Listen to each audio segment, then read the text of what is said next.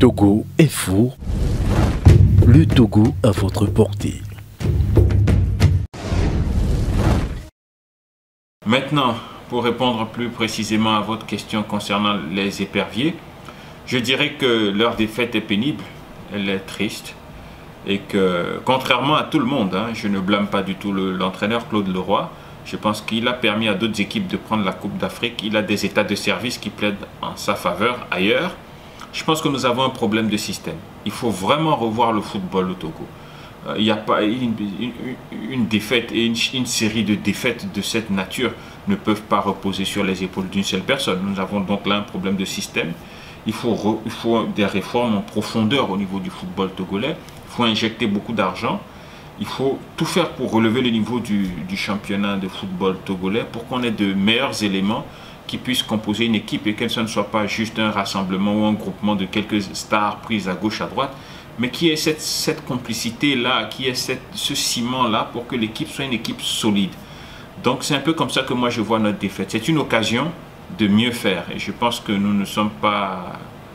n'avons pas à chercher un coupable. Je pense qu'il faut voir qu'est-ce que nous n'avons pas bien fait et voir qu'est-ce que nous devons faire.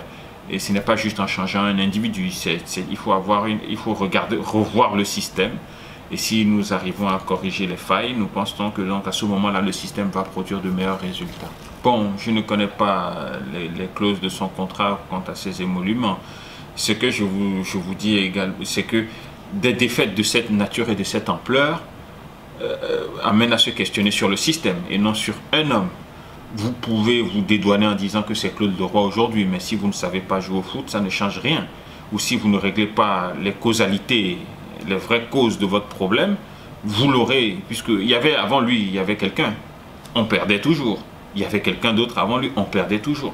Il faut remonter peut-être à Stephen Keshi, à l'époque de Stephen Keshi, pour voir qui arrivait à faire, à cette époque, pour voir que le football togolais arrivait à faire rêver quelqu'un.